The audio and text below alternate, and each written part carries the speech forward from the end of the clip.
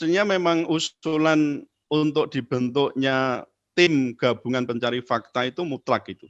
Kita tahu apa yang terjadi untuk kasus pembunuhan seorang pendeta di Papua, itu kan Menko Polhukam juga membuat tim pencari fakta. Itu real loh. Itu banyak sekali yang tergabung di dalam tim pencari fakta itu. Tapi untuk sekarang ada 6 orang ya Muslim yang tadi ditengarai tidak sedang melakukan, dalam arti itu kan tidak sedang dikejar melakukan kejahatan kan tidak. Tapi kenapa untuk usulan adanya tim pencari fakta ini justru saya membaca ya di medsos itu Presiden menolak untuk dibentuk TGPF itu. Itu kan menurut saya wah ini enggak ada sense of crisis ya terhadap bagaimana terbunuhnya ke-6 anak bangsa. Ya, ini harus kita sebut anak bangsa, mereka tidak melakukan kejahatan kok. Dalam arti tidak sedang melakukan kejahatan, diburu atau kan tidak. Nah, masih simpang siur juga, maka ketika ada temuan-temuan yang berbeda antara polisi, lalu ada wartawan Mas Edi Mulyadi itu juga sekarang sedang dipanggil kalau tidak salah itu ya untuk memenuhi panggilan reskrim ya, itu di Polda saya kira. Kemudian juga temuan dari Komnas HAM, ya ada Komnas HAM, ada Kontras, ya ada wartawan, ada polisi punya persepsi sendiri, ada masyarakat punya persepsi sendiri. Nah, ini kalau tidak diadili dalam arti perbedaan ini tidak diadili dalam tanda kutip untuk dikonfirmasi secara baik, ini justru akan membuka peluang liarnya kasus ini dan kesulitan untuk segera memecahkan kasus ini. Kalau terus dalam versi pemerintah saja, itu saya yakin ada potensi besar kasus ini akan dibawa ke Mahkamah Internasional. Ini kan ya Mahkamah Hak Asasi Manusia nanti kan malah repot itu. Maka menurut saya Komnas HAM itu harus memang segera bertindak kalau misalnya belum bisa dibentuk TGPF itu ya Komnas HAM itu sebagai leading sektor harus segera bagaimana mendapatkan informasi yang akurat kemudian nanti di cross check dengan kepolisian ditambah dengan lembaga swadaya masyarakat yang lain ya, misalnya ada Kontras yang memang konsentrasi terhadap beberapa kasus yang sedis ini.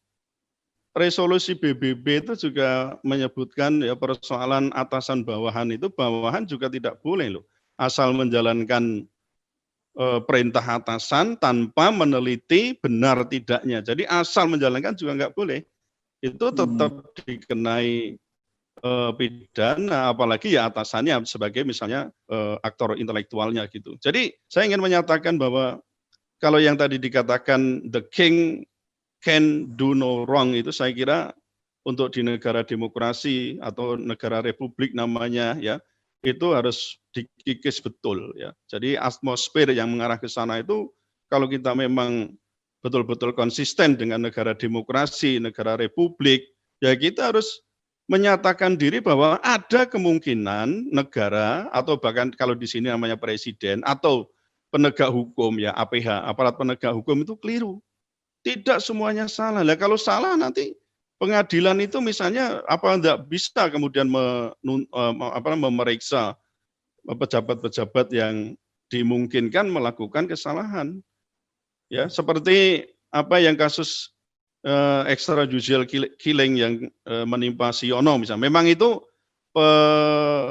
pelaku ya, artinya penembak atau yang menghilangkan nyawa Siono diberikan pidana ya, dipindah tugas dan seterusnya itu memang iya, tapi kan ini menyangkut nyawa ya. Mestinya juga hukuman itu juga diberikan secara keras juga, jangan kemudian cuma dipindahkan tempat tugasnya ya atau diberikan sanksi berapa lama. Ini persoalan nyawa itu saya kira persoalan yang sangat serius, apalagi ditinjau dari sisi agama, menghilangkan nyawa, satu nyawa orang beriman itu menurut Allah ya itu adalah lebih berat ya dibandingkan dengan menghapus atau menghilangkan alam jagat raya ini.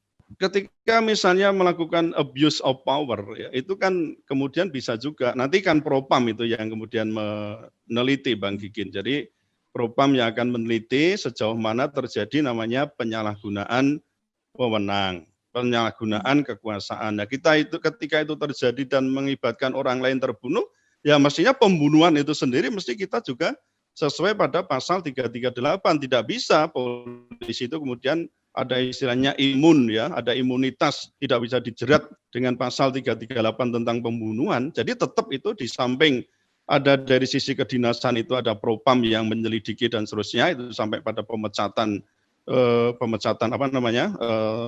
kedinasan ya, pemecatan sebagai polisi. Berikutnya juga harus diurus dengan pasal 338 KUHP, karena polisi kan juga bagaimana juga statusnya adalah sipil ya, bukan militer gitu ya. Ya kita harus tunduk pada undang-undang sipil ya, KUHP tetap bisa diterapkan untuk seseorang polisi yang sedang melakukan abuse of power sampai dengan misalnya terjadi pada penyiksaan atau mungkin sampai pada pembunuhan itu.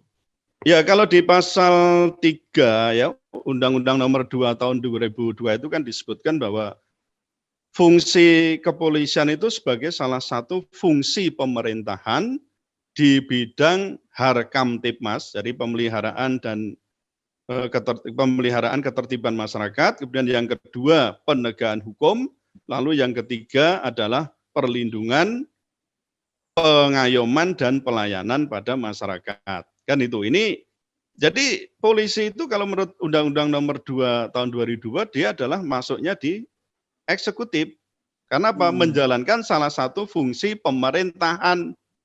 Ya, pemerintahan negara ya, ini lebih dekat ke pemerintah lah, maksudnya begitu di bidang eksekutif. Dan ini kan terbukti bahwa Kapolri itu kan berada di bawah presiden, ya kan?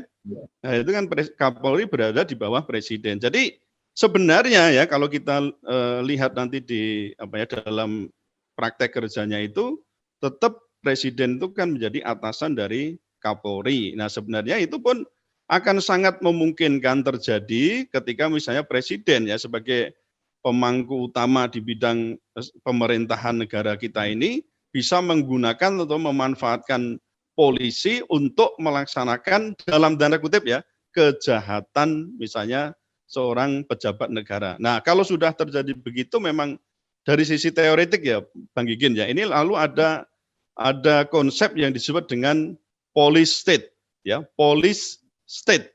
Jadi negara kepolisian itu karena pemerintah negara setempat itu menggunakan polisi untuk melaksanakan itu tadi ya, kejahatan-kejahatannya terutama apa? Dalam rangka untuk mempertahankan status quo bagaimanapun caranya. Itu ya semua itu nanti backupnya hukum gitu loh.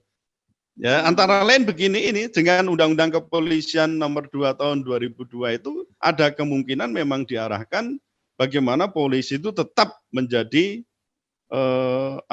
tameng sekaligus membackup pemerintah dalam arti eksekutif di sini. Nah, oleh karena itu mungkin ya ke depan bagaimana ya, karena kejaksaan dan kepolisiannya posisinya hampir sama loh. Ya kan, kejaksaan dan kepolisian itu hampir sama posisinya. Nah, yang beda kan hakim itu. Hakim kan tidak berada di bawah presiden. Nah, ini yang jadi masalah bagaimana misalnya menyamakan kedudukan hakim polisi, jadi polisi, jaksa, dan hakim itu kedudukannya seperti ini, MA itu ya, M ya. Jadi MA itu tidak tergantung dengan presiden gitu, tidak berada di bawah presiden. Kalau bisa begitu, maka Undang-Undang Nomor 2 Tahun 2002 itu saya kira perlu untuk direvisi juga. Ada juga yang mengatakan lebih baik berada di bawah Kementerian Dalam Negeri. Ya podo baik gitu loh ya, sama aja.